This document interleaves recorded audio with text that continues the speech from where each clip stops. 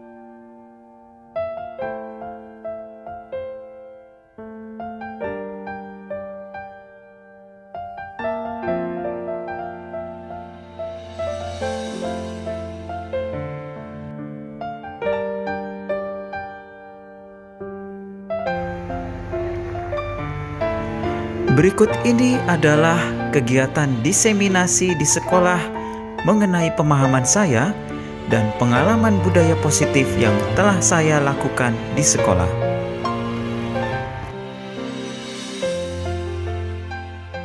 Assalamualaikum warahmatullahi wabarakatuh.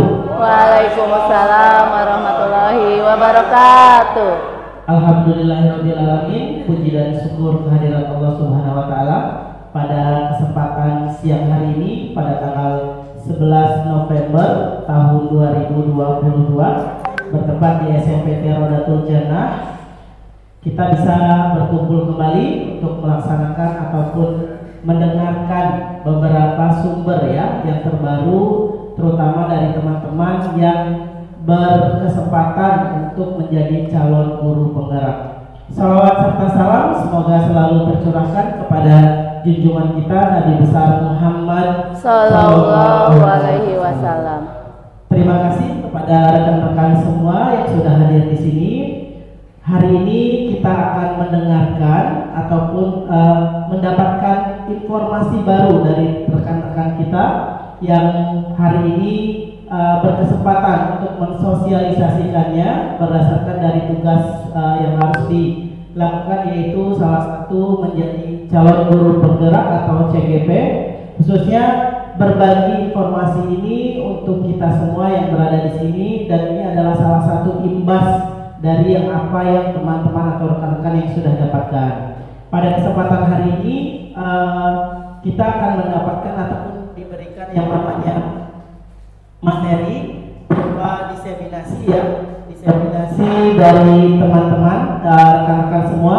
Diseminasinya berjudul tentang aksi nyata modul 1 pendidikan guru penggerak.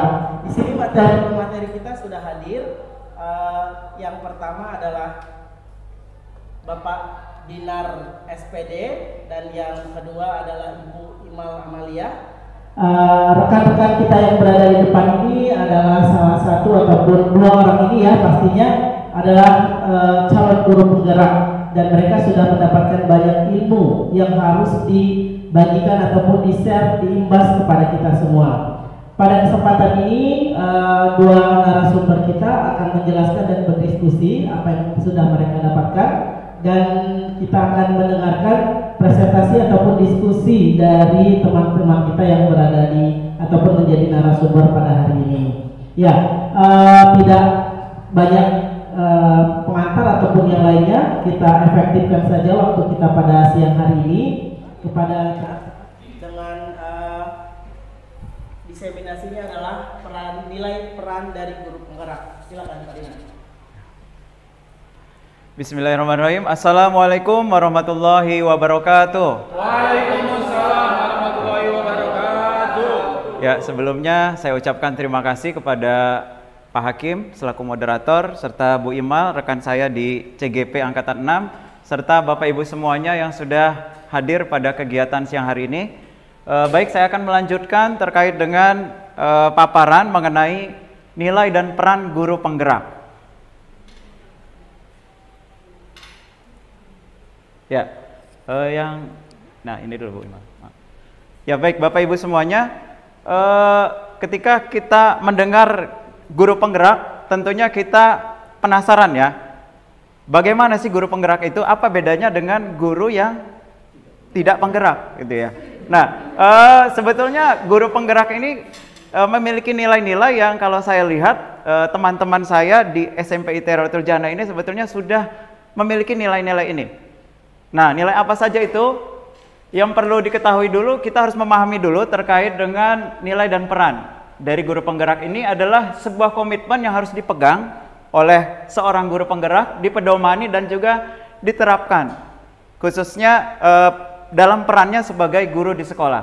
Lalu yang kedua adalah guru dengan karakter baik mengajarkan murid mereka tentang bagaimana membuat keputusan melalui proses pertimbangan moral.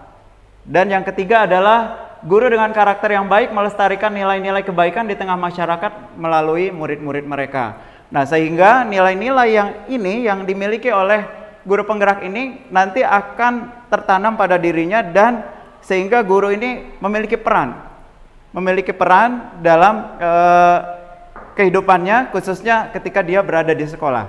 Nah, apa saja peran dari guru penggerak ini? Ya, terkait dengan nilai guru penggerak ini ada 5 Bapak Ibu ya. Yang pertama adalah mandiri, kolaboratif, lalu inovatif, berpihak pada murid, dan reflektif.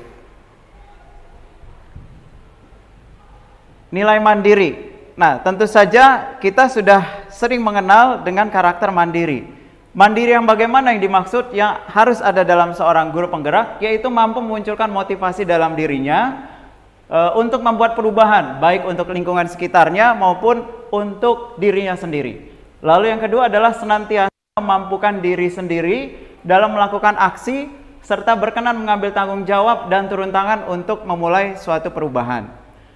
Lalu termotivasi untuk mengembangkan diri tanpa harus menunggu arahan dari pimpinan untuk mengikuti pelatihan yang ditugaskan oleh sekolah, dinas maupun dari pihak lain.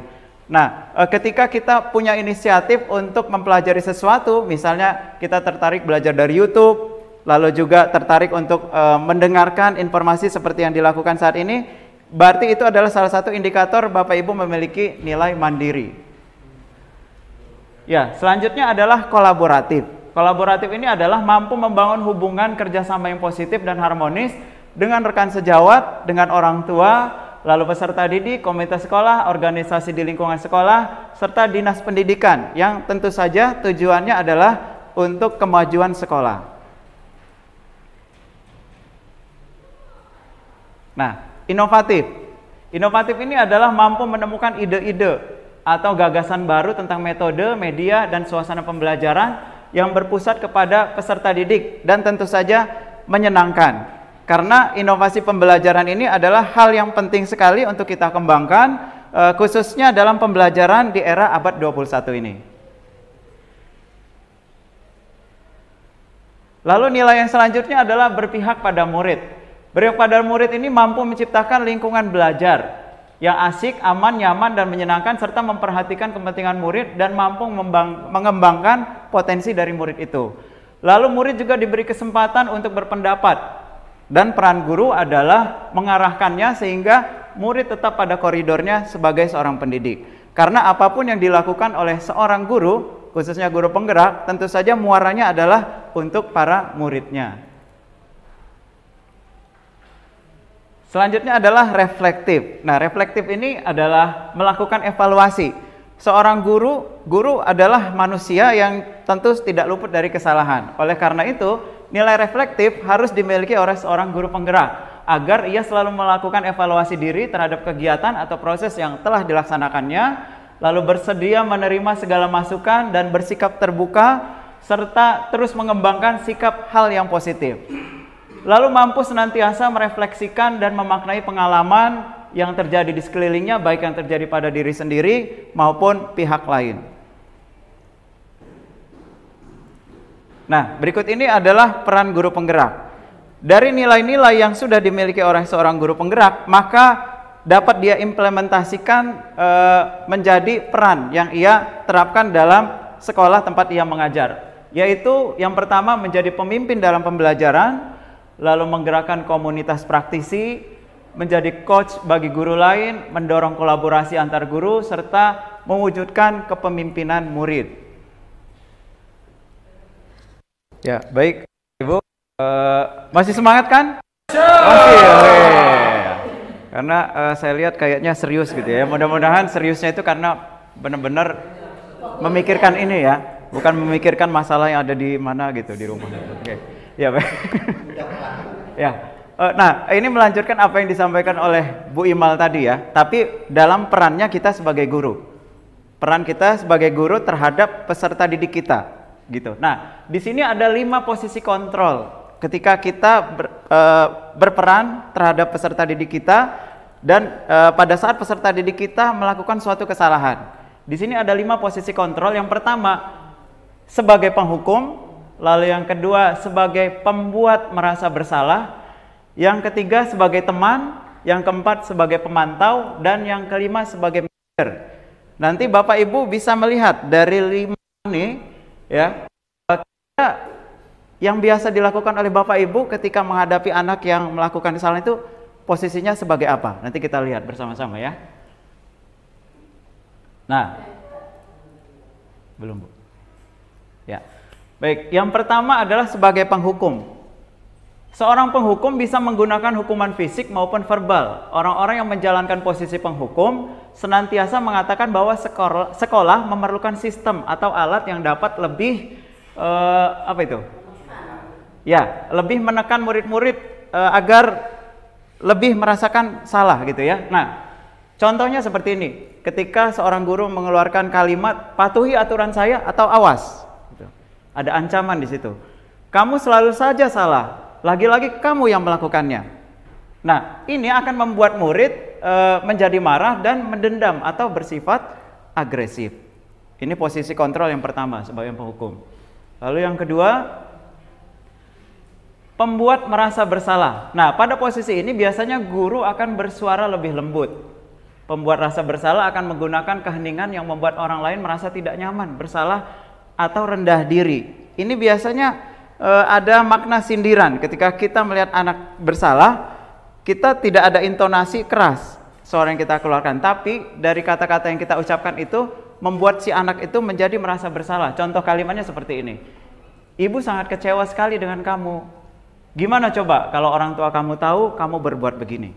Nah, ketika yang dilakukan oleh guru sebagai pembuat merasa bersalah, maka hasilnya adalah murid akan merasa bersalah dan merasa menjadi orang yang gagal atau pesimis. Ya, kita lanjutkan.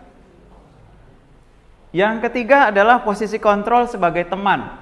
Guru pada posisi ini akan berupaya mengontrol murid melalui persuasi. Posisi teman pada guru bisa negatif maupun positif. Pada posisi ini biasanya guru akan dekat dengan muridnya karena dia memposisikan diri sebagai teman. Contoh kalimatnya seperti ini. Ayo kerjakan demi Bapak ya. Ya sudah, kali ini tidak apa-apa, nanti Ibu bantu bereskan. Nah, biasanya murid yang biasa dilakukan oleh guru ketika melakukan kesalahan, maka murid ini menjadi tergantung pada guru itu. Bila ada masalah, dia mengandalkan orang lain untuk membantunya. Karena di sini bisa membuat wibawa guru menjadi hilang kalau misalnya dilakukan secara terus-menerus. Selanjutnya adalah sebagai pemantau. Pada posisi ini guru menjadi yang mengawasi murid, bertanggung jawab atas perilaku murid yang kita awasi. Posisi pemantau berdasarkan pada peraturan-peraturan dan konsekuensi. Nah, pada posisi ini akan membuat murid merasa diawasi, sehingga kalau misalnya guru ini tidak ada, ketika si murid sudah mengetahui seorang guru ini kalau dia melakukan kesalahan, maka dia ketika melihat guru itu dia tidak mau melakukan kesalahan itu. Namun apa yang terjadi ketika guru itu tidak ada? Maka si anak ini akan kembali melakukan kesalahan yang sama. Contoh kalimatnya adalah, apa yang telah kamu lakukan? Konsekuensinya apa? Peraturannya apa? Jadi lebih fokus kepada kesalahan yang dilakukan oleh anak itu. Nah, yang terakhir adalah sebagai manajer. Posisi di mana guru berbuat sesuatu bersama dengan murid. Guru mempersilahkan murid mempertanggungjawabkan perilakunya. Guru mendukung murid menemukan solusi atas permasalahannya sendiri. Contohnya, apa yang kamu tahu mengenai peraturan ini? Lalu apa rencana kamu untuk memperbaiki hal ini? Pada posisi ini, guru mengajak murid untuk berdialog terkait dengan kesalahan apa yang sudah dia lakukan dan apa dampaknya jika kesalahan itu ia lakukan. Maka ketika guru memposisikan diri sebagai manajer, murid akan merasa dihargai dan lebih bertanggung jawab. Nah, coba Bapak Ibu, dari 5 posisi kontrol tadi, kira-kira menurut Bapak Ibu posisi kontrol mana yang paling baik yang harus kita posisikan sebagai diri kita di hadapan murid kita? Sebagai manajer, ya. Karena dari posisi inilah kita sebagai guru mampu menghargai murid kita, sehingga murid kita menunjukkan tanggung jawabnya terkait dengan kesalahan yang sudah ia lakukan. Walaupun tidak dibungkiri ya, saya juga terkadang di sekolah melakukan menunjukkan posisi-posisi, bisa sebagai penghukum atau sebagai apa tadi tuh? Sebagai pemantau, sebagai teman. Ternyata yang paling baik yang kita posisikan untuk diri kita adalah sebagai manajer. Nah, selanjutnya untuk baik, saya lanjutkan ya. Ini adalah salah satu budaya positif yang bisa dilakukan oleh guru untuk menumbuhkan sikap tanggung jawab dan juga kesadaran pada murid terkait dengan hal-hal yang sifatnya negatif yang biasa dilakukan oleh murid di sekolah.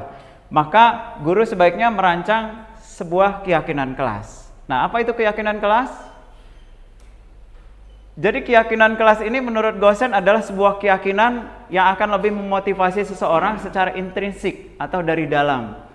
Seorang akan lebih tergerak dan bersemangat menjalankan keyakinannya daripada sekedar mengikuti peraturan. Lalu persamaan keyakinan kelas dan kontrak belajar atau peraturan kelas adalah sama-sama dirancang oleh guru dan juga dengan murid. Namun perbedaannya adalah keduanya cukup banyak. Salah satunya dalam keyakinan kelas tidak ada unsur kalimat negatif atau larangan dengan kalimat yang bersifat universal atau umum. Nah, sebetulnya Bapak Ibu, kalau kita lihat keyakinan kelas ini sebetulnya sudah pernah kita terapkan, tapi istilahnya itu komitmen ya. Karena keyakinan kelas dan komitmen itu adalah sesuatu yang memang ditanamkan dalam diri kita agar kita yakin bahwa kesepakatan yang sudah dilakukan itu adalah betul-betul untuk membawa kebaikan bersama.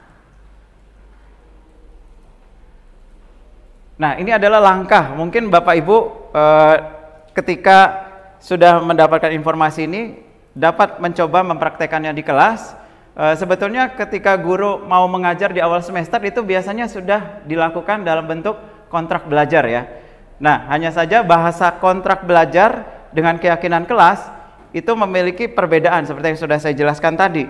Kalau kontrak belajar lebih terkesan aturan-aturan, sedangkan keyakinan kelas adalah betul-betul komitmen atau kesepakatan bersama yang diyakini bahwa itu adalah untuk membawa kebaikan. Nah, langkah-langkahnya adalah guru meminta semua murid di kelas untuk menuliskan apa saja aturan yang perlu disepakati, ya. Lalu semua usulan dari murid tersebut ditulis. Oleh karena itu, untuk merumuskan keyakinan kelas, itu semua murid dilibatkan. Semua murid dilibatkan, diberi kesempatan satu orang satu untuk menuliskan gagasannya terkait dengan keyakinan kelas apa yang akan disepakati. Lalu kalimat yang sudah disepakati menjadi keyakinan kelas diubah menjadi kalimat positif. Hindari kalimat negatif, misalnya dilarang mencontek misalnya, tapi ganti menjadi berperilaku jujur dalam kegiatan pembelajaran. Seperti itu contohnya. Guru dan murid mendiskusikan kembali poin-poin tersebut untuk menemukan nilai kebaikan atau keyakinan menjadi pokok utama keyakinan kelas. Lalu mengecek kembali keyakinan kelas secara berulang dan bersama-sama. Banyaknya peraturan yang telah digabung menjadi satu keyakinan membuat poin-poin menjadi lebih sedikit.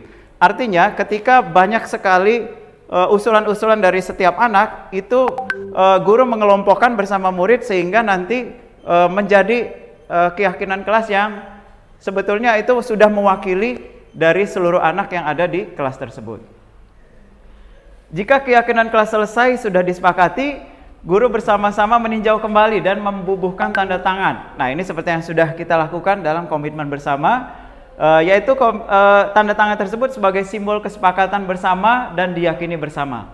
Lalu yang terakhir, keyakinan kelas ditempel di dalam kelas di tempat yang strategis atau mudah dilihat oleh seluruh warga di kelas tersebut.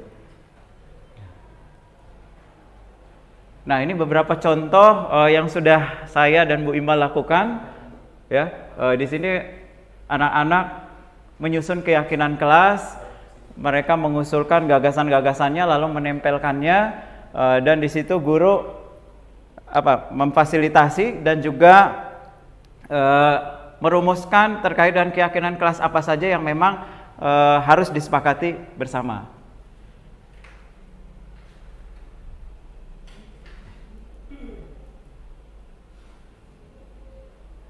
Ya, ini juga beberapa gambar yang dilakukan oleh anak-anak dalam menyusun keyakinan kelas.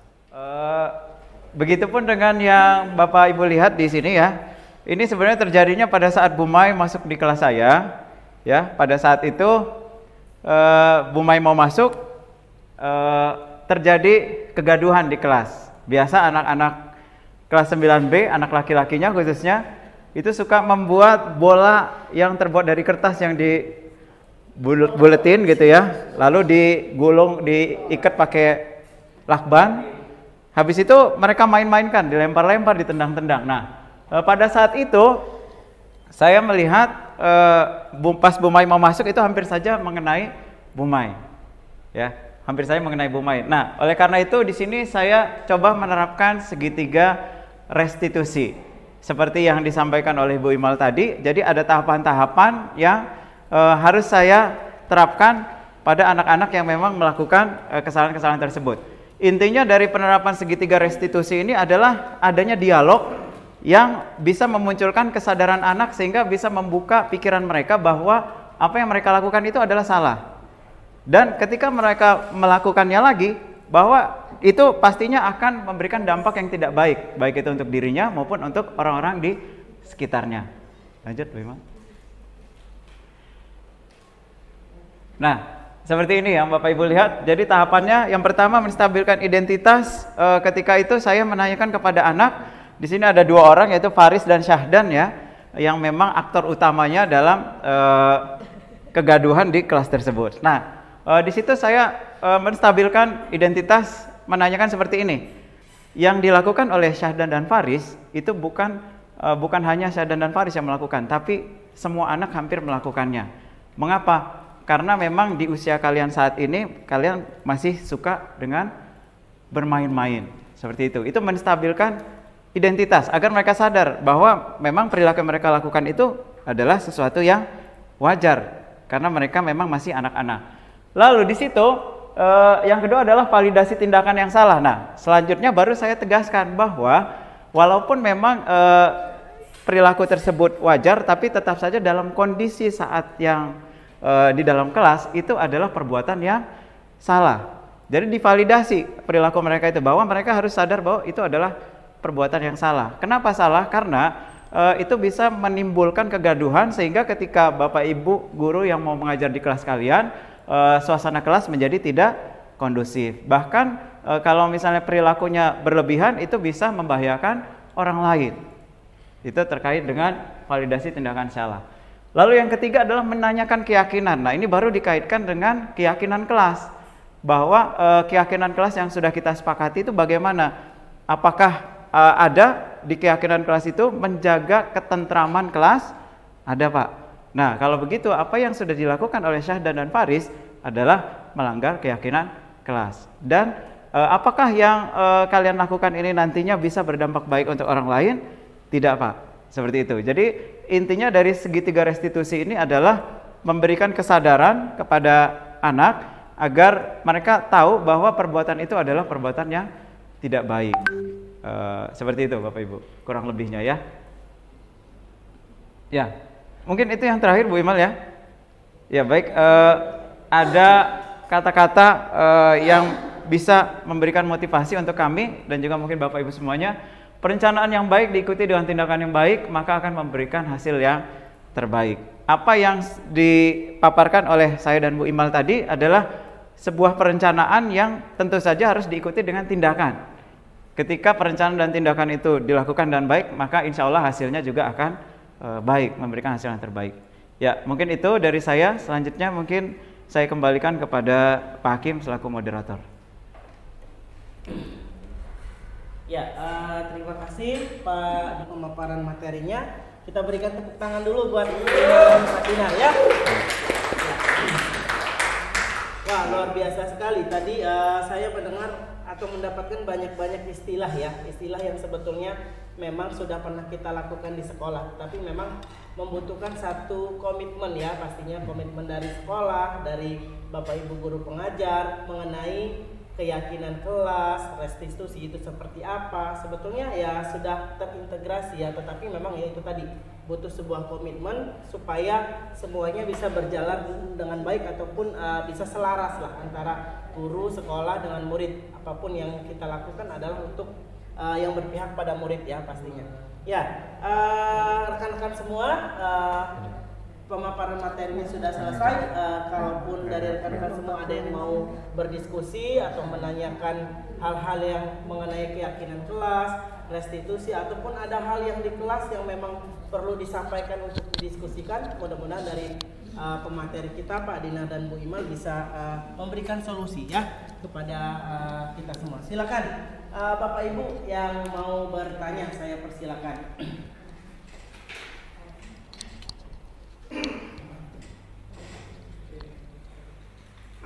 Ya, Ya, assalamualaikum warahmatullahi wabarakatuh. Ya, terima kasih Bapak Moderator yang sudah memberikan kesempatan saya untuk bertanya dan menyampaikan umpan balik dari pemaparan terkait dengan apa yang disampaikan oleh Pak Dinar dan Bu Imal. Ya, saya sangat tertarik ya, dan merupakan ilmu baru bagi saya, dan ini sangat memotivasi, menginspirasi sebagai bagian dari praktik baik Pak Dinar dan Bu Imal. Dan yang saya tanyakan dalam hal ini terkait dengan segitiga apa tadi Pak? Restitusi. Nah, dengan coba yang tadi restitusi yang tadi. Nah, memang ini sesuatu yang baru ya Pak ya, yang saya tahu, dan pertanyaan saya bagaimana ini penerapannya, apakah bisa diterapkan juga dalam misalnya di dalam rencana pembelajaran gitu, di awal pembelajaran gitu. Jadi biar nanti ketika menghadapi hal-hal demikian kita bisa mengantisipasi. Jadi bukan istilahnya melakukan tindakan setelah ada kejadian gitu. Jadi ibarat kata ya, kalau mitigasi bencana lah, kalau ini mitigasi perilaku gitu. Ya, terima kasih. Demikian pertanyaan dari saya. Saya kembalikan lagi kepada moderator. Biar ada yang bertanya. Ya, terima kasih Pak Heri pertanyaannya. Mungkin bisa langsung ditanggapi Pak Dinar atau Bu Imal. Ya, baik, terima kasih Pak Hakim dan juga Pak Heri Santoso yang sudah bertanya ya terkait dengan segitiga restitusi. Kalau yang saya pahami dalam kegiatan pendidikan guru penggerak, segitiga restitusi itu sifatnya situasional ya. Ketika kita melihat sebuah kejadian dimanapun, selama itu masih di lingkungan sekolah dan melibatkan murid, maka kita bisa menerapkan segitiga restitusi, baik itu di luar kelas maupun di dalam kelas. Artinya tidak terikat dengan waktu dan tempat, tidak harus di dalam kelas saja. Bahkan ketika kita melihat suatu kejadian saat istirahat, ada anak-anak yang berantem misalnya di lapangan, itu juga kita bisa menerapkan segitiga restitusi dengan cara melakukan tahapan-tahapan yang tadi sudah dijelaskan. Adapun kalau misalnya kita mau menerapkan di dalam pembelajaran sebelum memulai kegiatan pembelajaran, maka itu bisa melakukan keyakinan kelas.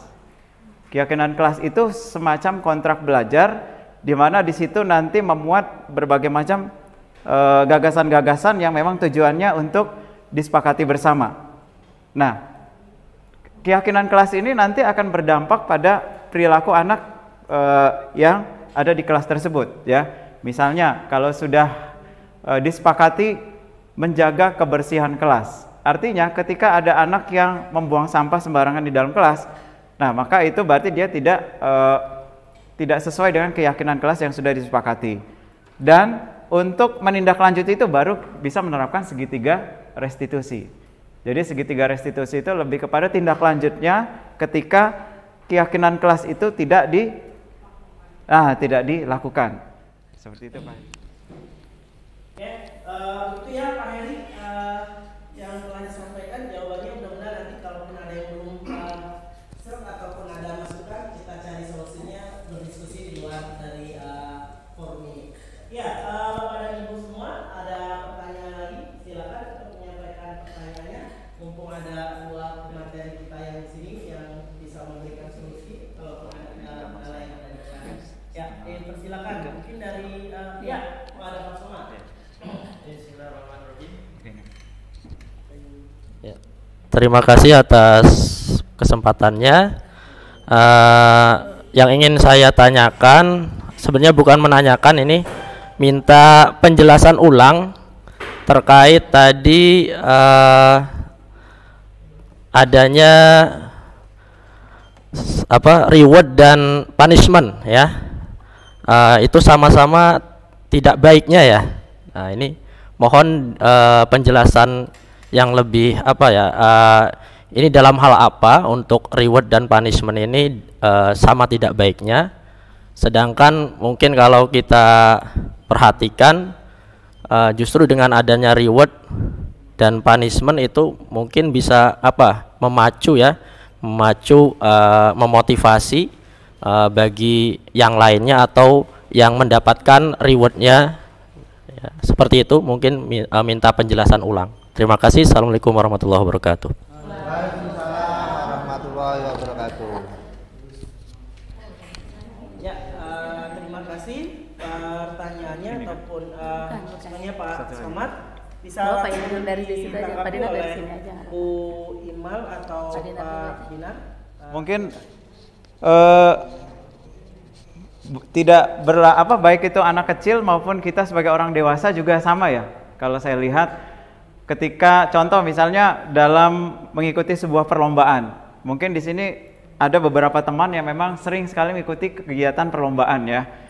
Ketika kita mendengar bahwa perlombaan itu akan mendapatkan hadiah laptop misalnya, itu pasti menjadi motivasi kita untuk membuat sebuah karya inovasi, sehingga kita berharap sekali kita menang. Tapi apa yang terjadi ketika kita kalah?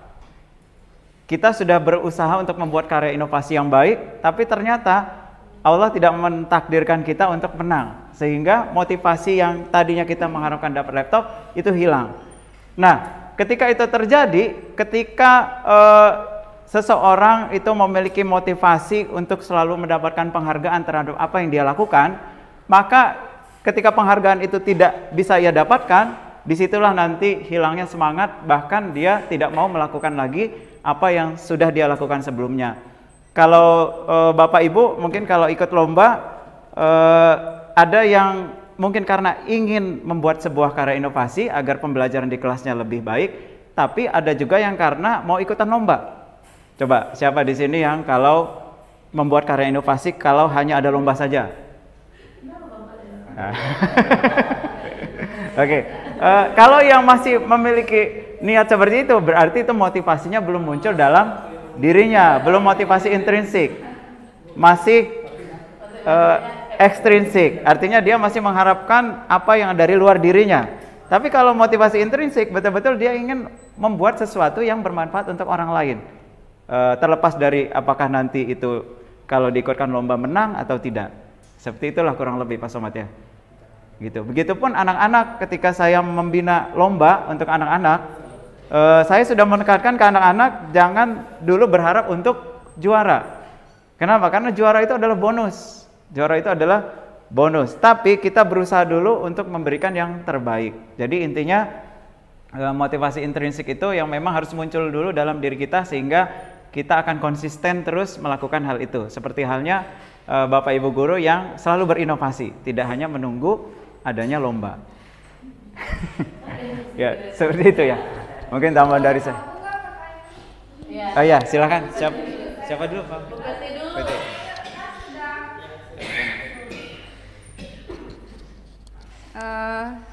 Ini kan sedang membahas tentang hukuman apa tadi? Ya, hukuman dan konsekuensi ya. Reward juga. Nah, ini kalau dalam penerapan di pembelajaran kan selama ini misalnya kita senantiasa ya untuk memotivasi peserta didik tuh misalnya dengan kalau kalian mengumpulkan Bu Guru kasih nilai plus dan sebagainya. Berarti hal seperti itu tidak boleh diterapkan. Nah, terus kalau misalnya memang reward dan punishment ini tidak diterapkan gitu ya, misalkan di pembelajaran dan yang lainnya, berarti yang kita lakukan harus seperti apa gitu ya supaya pembelajaran menjadi ideal dan memang itu motivasi itu betul-betul dari dalam diri gitu ya, bukan dari yang ekstrinsik. Terima kasih.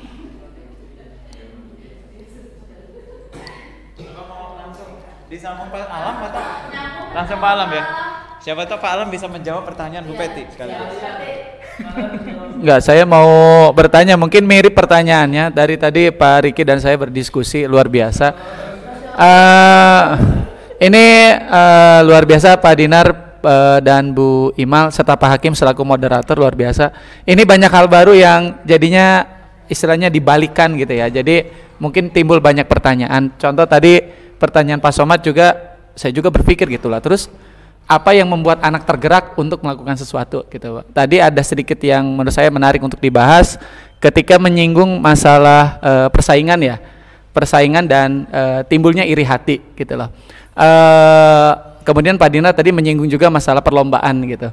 Nah, yang ingin saya tanyakan dan ingin didiskusikan mungkin apakah bisa ketika motivasi itu kita bungkus menjadi sebuah perlombaan katakanlah, sehingga apakah semua persaingan itu jelek gitu? Apakah semua persaingan itu pasti menimbulkan iri hati, sama seperti tadi Pak Dinar menyampaikan kan ikut lomba misalkan membina membina lomba gitar kah atau apakah, kan itu pasti ada persaingan ya, dan pasti ingin menang kan, gak mungkin ikut lomba tuh hanya sekedar ini gitu, pasti ada motivasi di situ. Nah, apakah itu kita bisa bungkus persaingan itu menjadi sebuah, katakanlah gitu, ayo anak-anak menjadi kelas terbersih gitu loh, atau apa, meskipun tadi kalau dari teori kan artinya ekstrinsik dong, tidak menimbulkan ini. Nah, itu jadi pertanyaan dari tadi Pak Riki dan saya itu menggebu-gebu gitu. Pak Riki mau bertanya tapi diwakili oleh saya, seperti itu Pak Dinar. Terima kasih. Pak Riki mau ngomong? Enggak, udah diwakil. Seperti itu Pak. Pak Riki, Pak Riki. Pertanyaannya udah diwakilkan. Ya, Pak Riki kesini juga karena ada konsumsinya. Ya, baik Bapak Ibu. Sebelum saya mencoba menyampaikan gagasan saya, perlu diketahui bahwa apa yang kami dapatkan ini memang berdasarkan apa yang kami terima dari fasilitator gitu ya. Nah, terkait dengan hal-hal yang disampaikan oleh Bu Peti maupun Pak Alam tadi, memang beberapa kali juga ditanyakan ya Bu Imal ya dalam kegiatan diskusi. Nah, begitupun dalam diseminasi ini mungkin bukan berarti pertanyaan Bapak Ibu terpecahkan gitu ya ketika bertanya ke kita lalu kita jawab, oh betul jawabannya, bukan begitu. Tapi di sini kita diskusi gitu ya terkait dengan munculnya pertanyaan dari apa yang sudah kami sampaikan tadi. Nah, dari yang disampaikan Bu Peti tadi terkait dengan apa namanya ketika reward dan punishment itu memang tidak ideal dalam untuk diterapkan di kelas gitu. Berarti apa yang harus digantikan dengan apa gitu ya. Nah, memang tujuan dari budaya positif ini kan temanya adalah tentang budaya positif. Dari budaya positif ini memang tujuannya adalah untuk memunculkan kesadaran. Itu yang harus digarisbawahi ya, kesadaran. Kesadaran itu biasanya akan muncul memang melalui sebuah faktor gitu ya. Ada memang karena dia melihat sesuatu atau diberi nasihat oleh orang lain, atau dia mengharapkan sesuatu yang bisa dia terima. Nah, hanya saja kesadaran ini ketika munculnya dari faktor eksternal itu tidak akan bertahan lama. Tidak akan bertahan lama. Memang sih bagus, misalnya ketika ada anak melakukan perbuatan yang baik atau guru sudah memberikan informasi kepada anak, kalau kalian mampu menyelesaikan tugas dengan tepat waktu akan ibu berikan reward misalnya gitu. Itu pasti akan memberikan motivasi ke anak. Tapi yang kita kontekskan di sini adalah bagaimana budaya positif ini bisa tertanam secara permanen. Artinya tertanam dalam diri anak sampai ia tidak hanya sekolah di SMP TRJ, ketika lulus pun ia juga masih memegang komitmen itu. Nah, untuk menjadikan hal tersebut, maka yang disampaikan oleh Ibu Imal tadi harus memunculkan kesadaran. Jadi kesadaran yang baik itu bukan karena reward, bukan karena punishment, tapi betul-betul karena disadarkan. Dengan cara apa? Caranya salah satunya adalah dengan cara penerapan segitiga restitusi. Seperti itu. Memang saya juga sama Bu Imal ketika mendengar informasi ini tidak langsung, oh iya ya Pak, kita berpikir dulu. Sepertinya kalau misalnya berpikir negatif mah menganggap oh ini kayaknya nggak mungkin. Kenapa? Karena teorinya begini, realitanya begitu gitu kan. Itu yang saya rasakan juga sebetulnya. Tapi saya dan Bu Imal memang baru mendapatkan informasi ini baru kemarin-kemarin, sehingga untuk menerapkannya secara konsisten pun memang belum kami lakukan.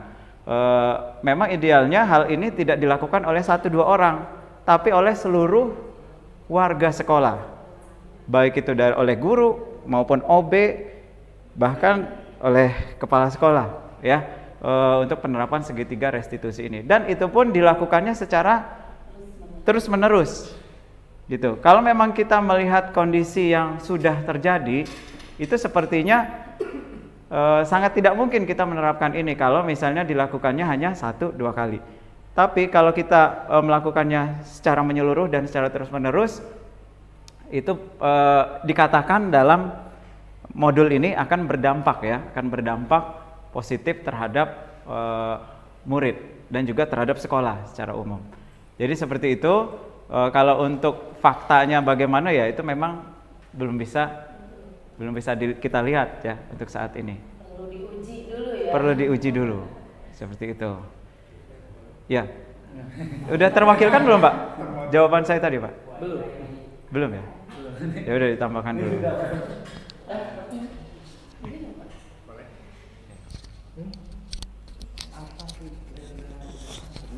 Assalamualaikum warahmatullahi wabarakatuh. Saya setelah mendengar teori ini, mungkin dari pengalaman saya ketika melihat misalnya contoh hukuman itu kalau saya perbandingkan atau persamakan mirip seperti singa sirkus. Ketika singa sirkus dihukum atau ditakut-takuti oleh cambuk, dia mulai lebih ke arah jinak dan dia mulai ke arah takut kepada pawangnya.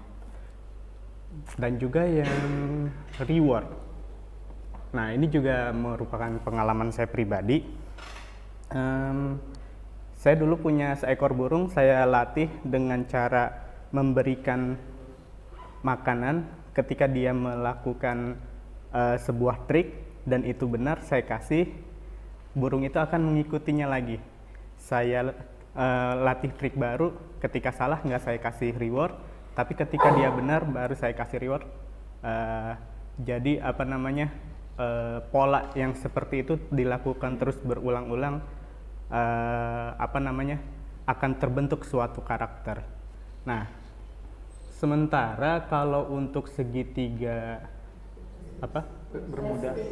bermuda restitusi, ya, yang saya dapatkan atau bisa saya simpulkan di sini adalah untuk membentuk suatu karakter anak atau bahkan orang lain supaya mereka itu sadar akan apa yang sebaiknya dilakukan atau membentuk karakter itu menjadi suatu karakter yang baik ataupun karakter yang kuat juga dengan dengan timbul atas kesadaran diri sendiri. Jadi peran kita sebagai guru hanya sebatas mengingatkan, meluruskan lagi. Ya, kira-kira yang bisa saya petik dari materi yang ini seperti itu. Bapak menyimpulkan, bukan nanya, Bapak bukan nanya. Boleh. Iya, jadi awal-awal tadi saya tuh bertanya-tanya apa sih maksudnya itu. Akhirnya saya bisa menangkap dan menyimpulkan seperti itu.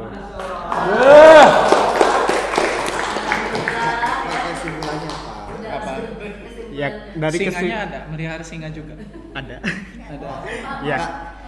Enggak, Bapak sholat itu karena surga neraka apa? Akidah. Tadi burungnya masih ada? Masih, alhamdulillah. Oh iya. Ya, terima kasih. Assalamualaikum warahmatullahi wabarakatuh. Waalaikumsalam warahmatullahi wabarakatuh. Ya. Ya. Ya baik. Bapak Ibu, terima kasih kepada Pak Riki yang sudah menyimpulkan ya. Ternyata diseminasi kita siang hari ini betul sekali yang disampaikan Pak Riki tadi sesuai dengan yang memang akan saya sampaikan sama Bu Imal, tapi sudah disampaikan Pak Riki. Oleh karena itu, terima kasih Bapak Ibu. Sekali lagi bahwa apa yang kami sampaikan ini perlu proses untuk dilakukan secara terus-menerus, tidak serta-merta dengan diterapkan sekali langsung berhasil gitu. Karena memang ini adalah budaya positif yang membutuhkan proses untuk memunculkan kesadaran terhadap peserta didik kita. Dan beri tepuk tangan untuk Pak Riki. Terima kasih Pak Riki ya. Sekali lagi sudah membantu menyimpulkan. Selanjutnya mungkin saya kembalikan kepada moderator, kepada Pak Hakim. Iya. Terima kasih Pak Dinar. Ya, rekan-rekan semua, dengan tadi penutup dari Pak Dinar ya. Terima kasih juga kepada Pak Dinar dan Bu Imal sebagai pemateri kita hari ini ya, sudah membuka wawasan kita kembali mengenai bagaimana sih disiplin positif atau budaya positif yang memang harus kita terapkan dan bagaimana berpihak pada murid dalam setiap pembelajaran. Mungkin tadi ada istilah-istilah baru mengenai restitusi, keyakinan kelas, ada faktor intrinsik dan ekstrinsiknya dari pemaparan tadi. Nanti bisa kita lanjutkan kembali diskusinya, dan kita berikan aplaus dulu untuk Pak Dinar dan Bu Imal atas ya. Terima kasih Pak Dinar, Bu Imal, dan rekan-rekan semua. Kita sudah berada di penghujung acara diseminasi ini ya. Terima kasih semuanya atas waktunya. Saya akhiri. Assalamualaikum warahmatullahi wabarakatuh.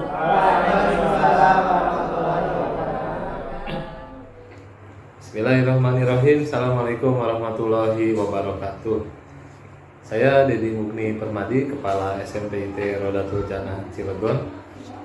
Alhamdulillah di SMPIT Rodatul Jannah Cilegon ada 3 orang guru yang sedang mengikuti diklat calon guru penggerak, yaitu salah satunya adalah Bapak Dinar SPD. Alhamdulillah dalam perjalanannya mengikuti diklat CGP ini, Pak Dinar sudah menunjukkan dampak dari setelah mengikuti kegiatan diklat CGP ini, seperti menerapkan budaya positif di sekolah ya, budaya kerja, budaya kepada anak-anak, kemudian budaya positif ini juga bisa ditularkan kepada rekan-rekan sejawat di SMPIT Rodatul Jannah ya. Mudah-mudahan banyak lagi hal-hal positif dari para peserta diklat CGP ini untuk nanti ditularkan kepada teman-teman rekan sejawat yang lainnya. Alhamdulillah Pak Dinar bisa mengikuti diklat CGP ini dengan baik. Insya Allah sekolah selalu mensupport, teman-teman juga selalu mensupport untuk kegiatan diklat CGP ini. Sukses selalu untuk Pak Dinar dan juga Bapak Ibu guru yang sedang mengikuti diklat CGP. Ya, terima kasih. Assalamualaikum warahmatullahi wabarakatuh. Assalamualaikum warahmatullahi wabarakatuh. Perkenalkan, saya Ines Miani Putri, guru SMPIT Rodatul Jannah Cilegon. Saya ditugaskan mengajar seni budaya di kelas 8. Saya merupakan salah satu peserta diseminasi yang diadakan oleh Bapak Dinar. Di diseminasi tersebut, saya menerima materi yang sangat menarik dan sangat bermanfaat, yaitu tentang segitiga restitusi, di mana ketika saya mengetahui materi ini, saya bisa menghadapi peserta didik yang melakukan tindakan indisipliner. Setelah menerima materi ini, saya langsung menerapkan di kelas yang saya ajar. Yang pertama yaitu membuat keyakinan. Jadi saya bersepakat dengan anak-anak atau dengan peserta didik bahwa di pembelajaran harus ada yang namanya keyakinan yang disepakati bersama. Kebetulan di kelas yang saya ajar ada peserta didik yang melakukan tindak indisipliner. Nah, karena saya sudah menerima materi tentang segitiga restitusi, maka saya langsung menerapkan langkah-langkah pada segitiga restitusi tersebut. Langkah pertama yaitu menstabilkan identitas. Jadi saya menanyakan apakah yang dilakukan itu benar atau salah. Yang kedua yaitu memvalidasi tindakan. Jadi menanyakan, ketika ini saya menanyakan juga mengapa melakukan hal tersebut. Dan yang terakhir yaitu menerapkan keyakinan. Jadi keyakinan yang sudah dibuat diterapkan kepada anak tersebut. Sehingga ketika anak tersebut melakukan kesalahan kembali, kita bisa mengingatkan atau saya bisa mengingatkan tentang keyakinan yang sudah dibuat. Assalamualaikum warahmatullahi wabarakatuh. Salam hebat luar biasa untuk seluruh insan pendidikan di seluruh Indonesia.